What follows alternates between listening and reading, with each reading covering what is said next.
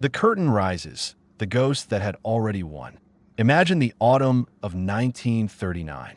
Europe is holding its breath. Just a few weeks earlier, the first shots of the Second World War had rang out. France and Great Britain, these two giants, officially declared war on Germany for its attack on Poland. The world is waiting for the roar of thousands of guns, the rush of tank armadas, fierce infantry attacks. But none of this happens. Silence. An eerie, ringing, inexplicable silence. Soldiers in trenches on both sides of the border watch each other through binoculars, but do not shoot. Pilots fly reconnaissance missions, but do not drop bombs. This time would earn a strange, alienating name: the phony war. It was as if two boxers had entered the ring, announced the fight, but instead of hitting each other, they just stood there and stared menacingly. This pause lasted for 8 long months. And here's the first hook for our reflection. What if this wasn't a pause, but the last missed chance?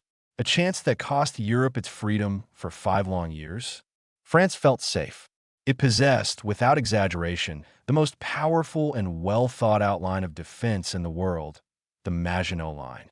These weren't just trenches and pillboxes. These were underground fortresses with electricity, ventilation, hospitals, and railways for moving ammunition trains. It was hundreds of kilometers of concrete and steel going deep into the ground. The French generals, raised on the bitter but victorious experience of the First World War, were confident. The war would be positional. The Germans would run into this concrete shield, exhaust their strength, and then, as in 14, the Allies would go on a victorious offensive. They were blind. They were preparing for a war that had already ended, and the Germans were preparing for the war of the future. Economic background: 2 armies, 2 worlds. To understand the scale of the catastrophe, let's become economists for a moment. The figures I will voice speak for themselves, but a much deeper truth lies behind them. France and Great Britain by May of 1940. Personnel: collectively over 3,300,000 bayonets. An entire nation under arms. Tanks: over 4,600 units. Moreover, many French tanks, like the Char B-1 bis, surpassed everything the Germans had in terms of armor and armament. They were steel monsters, practically invulnerable to standard German anti-tank guns. Aircraft: almost 4,500 planes. Economy: France had huge colonial resources and a developed industry. Great Britain had the most powerful navy and a financial empire. It seemed all the cards were in their hands. Germany: economy. Paradoxically, by 1940, Germany was economically weaker. The blockade, lack of resources, especially oil. Hitler's industry was working to the point of exhaustion. He did not have the luxury of waging a long war of attrition. His bet was on one crushing, fast blow. The entire German war machine was tailored for one single operation. It was all or nothing. And here we come to the main point. The French thought in terms of quantity: more soldiers, more tanks, more fortifications. The Germans bet on quality, not on mass, but on speed, on concentration, on management. They created not just an army, but a predatory, coordinated mechanism where aviation, tanks, and infantry worked as a single organism. This is called Blitzkrieg, lightning war. And this lightning was about to strike. Plan Yellow, the gambit of a genius and a madman. Initially, the German plan, codenamed Yellow, was a boring repetition of the old Schlieffen plan, the main blow through Belgium. The French were expecting exactly that. They were ready for it. Their best troops, along with the British Expeditionary Force, were eager to rush into Belgium to meet the Germans head-on. But then a man appeared on the scene who outplayed the very logic of war. General Erich von Manstein, a military intellectual, proposed a plan so risky that all the top brass of the Wehrmacht initially brushed it aside. But he, in the end, was the one who managed to sell it to Adolf Hitler, who adored adventures. The essence of Manstein's plan was a brilliant deception. Imagine a magician who distracts your attention with a bright handkerchief in his left hand, while with his right hand, he subtly pulls a rabbit out of a hat behind your back. With the left hand, Army Group B under the command of Fedor von Bock, The Wehrmacht was to noisily and loudly invade Holland and Belgium. Paratroopers, bombings, tank attacks, everything to create the illusion of the main blow. And the Allies, as if hypnotized, took the bait. Their best, most mobile divisions rushed north into Belgium to take up defense along the Dill River. They themselves, with their own feet, walked into a set trap. And with the right hand, Army Group A under the command of Gerd von Rundstedt, the same crushing blow was delivered. Through the Ardennes. Yes, you heard that right. Through those very Ardennes. The dense, forested, hilly mountains of the French command considered impassable for tanks. This was the Achilles heel of their defense, covered by second-rate, poorly trained divisions consisting of older soldiers with low morale. The French marshals, looking at the map, snorted. Tanks through the Ardennes? It's impossible. You can't get through there. It's suicide. They thought in terms of peacetime logistics. The Germans thought in terms of military risk.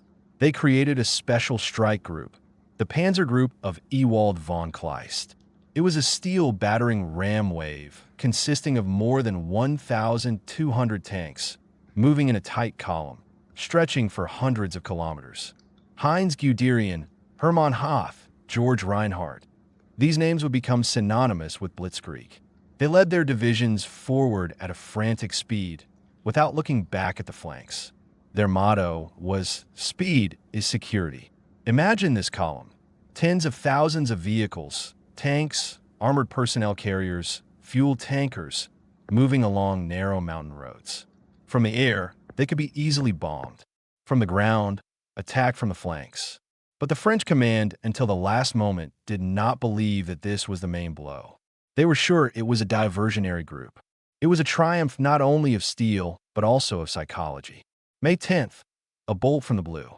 Early in the morning on the 10th of May, 1940, the illusion of the phony war finally collapsed. At 5:35 in the morning, German troops crossed the borders of Luxembourg, Belgium, and the Netherlands. Imagine the panic, the horror, the chaos. Luxembourg fell in a few hours, having no army. In Holland, the Germans used their new tactic of airborne assault. Paratroopers like demons fallen from the sky captured key bridges, airfields, and fortresses. The famous Fort Eben-Emael in Belgium, considered impregnable, was captured by just a few dozen German paratroopers who landed right on its roof in gliders and blocked the embrasures. On the 14th of May, after a monstrous, militarily senseless bombing of Rotterdam, the Netherlands capitulated. Belgium held out longer, but its fate was sealed. And at this time, in the silence of the Ardennes forests, the first part of the brilliant plan was coming to an end. Sedan, the destruction of a myth in 48 hours. By the 12th of May, the vanguard of Kleist's Panzer Group reached the Meuse River near the city of Sedan. It was here, at this historic place, where in 1870 the Germans had already inflicted a crushing defeat on the French, that the fate of the campaign was to be decided. The 13th and 14th of May, 1940, became the days that broke the backbone of the French army. What happened? The Germans did not wait. They did not prepare for a long time. They unleashed the full power of their air force on the French positions on the other side of the river. The legendary Junkers Ju-87 Stuka dive bombers. The wail of their sirens before diving was not just a sound. It was a psychological weapon. It paralyzed the will, instilled terror. Under this hellish fire, which lasted for hours, the French artillerymen, mostly older reservists, could not stand it. They fled their positions. The infantry was left without artillery support. And then, under cover of smoke and chaos, German sappers began the crossing. In inflatable boats, under fire, they reached the opposite bank and created a bridgehead. Following them, tanks of Guderian poured across the erected pontoon bridges. The front was broken. Not just broken, it collapsed like a house of cards. The French command was in a stupor. They received reports, but could not believe them. A breakthrough at Sedan? But that's impossible. It's a local operation. That's what they thought, while Guderian was already turning his tanks west towards the English Channel. He did not wait for orders. He acted according to his famous principle. Klotzen, nicht kleckern. meaning don't dabble, punch. Don't stop, develop the success. Go forward as long as there is fuel. By the 15th of May, the French Ninth Army was simply destroyed. Euphoria reigned in the German headquarters. They themselves did not expect such a staggering success. The road to the sea and the miracle at Dunkirk. What was happening in Paris and London these days? Panic, the realization of catastrophe. The best Allied armies, the British Expeditionary Corps and the French First Army, were cut off in Belgium. German tanks, meeting no serious resistance, raced towards the coast. On the 20th of May, they reached the English Channel at Abbeville. The ring closed. More than 300,000 elite soldiers found themselves in a giant pocket, pressed against the sea near the small port city of Dunkirk. It seemed the fate of these people was sealed. The Germans only had to squeeze the pincers and destroy them. It would have been the greatest defeat in history. Britain would have lost its entire professional army. The war could have ended right there. And then something happened that historians still call the miracle of Dunkirk. On the 24th of May, Hitler gave his famous halt order. The tank divisions of Kleist and Hoth were stopped literally 20 kilometers from the encircled troops. Why? This is one of the greatest mysteries of the war. Version 1. Göring promised that his Luftwaffe would bomb and destroy the encircled forces from the air, and Hitler wanted to give the laurels of victory to the Air Force, stop the tanks. Version 2. Hitler and the generals got scared. The terrain around Dunkirk was marshy, inconvenient for tanks. They feared a counterattack, which, by the way, Charles de Gaulle tried to deliver, but unsuccessfully, and wanted to save the tanks for the main attack on Paris. Version 3. Political. Hitler secretly hoped for peace with Britain. He considered the British a brotherly Aryan nation and did not want to humiliate them with a complete defeat, hoping they would come to their senses and make peace. Whatever the reason, this pause became the Führer's fatal mistake. It gave the British precious days. On the 26th of May, Operation Dynamo began. What happened over the next 9 days became a legend. Everything that could float rushed to Dunkirk. Military destroyers, merchant ships, fishing trawlers, private yachts, pleasure boats. Hundreds of little ships under continuous bombing and shelling shuttled between the English coast and the burning shores of Dunkirk. Soldiers stood shoulder-deep in water, waiting their turn to board the boats. By the 4th of June, the operation was completed. It was a Pyrrhic victory. 338,226 men were evacuated from the mainland, but they left all their equipment on the beaches of Dunkirk. Over 2,000 tanks, 10,000 guns, 60,000 vehicles, mountains of equipment. The army was saved, but returned home stripped and barefoot. But the spirit was saved. This evacuation was presented by British propaganda as the greatest triumph of will, and it united the nation in the face of an imminent invasion. The finale of the tragedy, the fall of a titan. After Dunkirk, for France, everything was over. June 5th, the Germans began the second phase of their plan, Plan Red. Now they fell upon the bloodless, demoralized French army remaining in the south. The resistance was desperate, but hopeless. Individual units, like the tank division of the newly promoted General Charles de Gaulle, fought heroically, but these were only sparks in the pitch darkness. On the 14th of June, German troops entered Paris. The city was declared an open city to avoid destruction. The swastika flew over the Eiffel Tower. The sight of this symbol of freedom and culture falling shocked the entire world.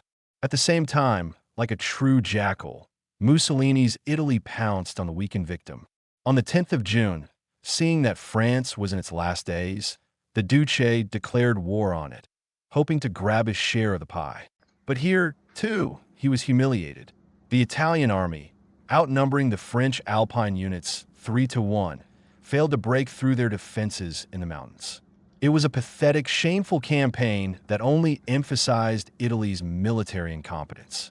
On the 22nd of June, 1940, the armistice was signed in the Campine forest. The Germans specifically brought in the very same railway carriage in which, in 1918, Germany had signed the humiliating capitulation. Hitler sat on the same chair, as Marshal Foch. It was an act of the deepest, planned humiliation. The terms were cruel. France was dismembered. The North and West, the entire Atlantic coast, under direct German occupation.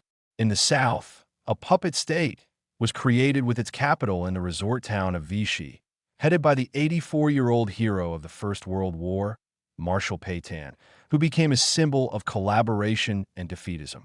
The French army was disbanded. The fleet was to be disarmed. The war for France was over. In just 45 days, 45 days, one of the greatest powers in the world, with an army of millions of bayonets, was crushed to dust. Outcomes and conclusions that hit our conscience even today. The casualty figures are shocking. Allies, about 360,000 killed and wounded, almost 2 million prisoners, a huge figure indicating mass surrender and demoralization. Germany, 27,074 killed, 111,034 wounded. The loss ratio was catastrophic for France. So what happened? Why? Tactical and doctrinal backwardness. France was preparing for the last war. The Germans invented the war of the future.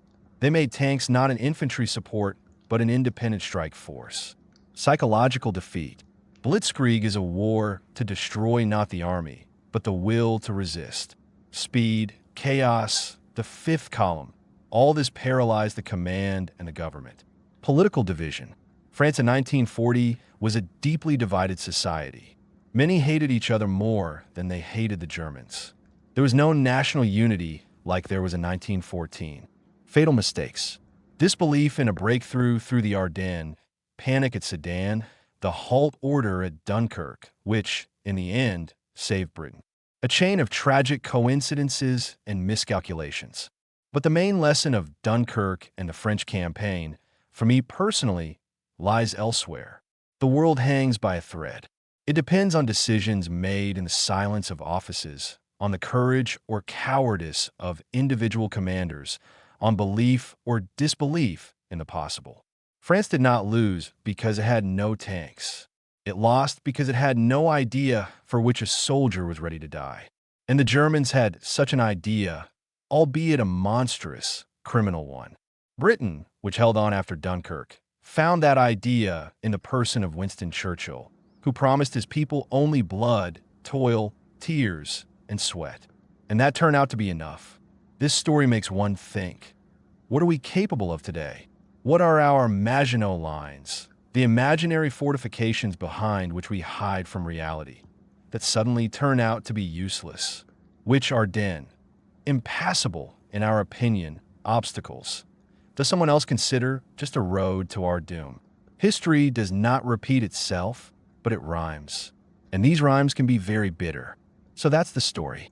A terrifying, instructive one that makes you reconsider your views on strength and weakness.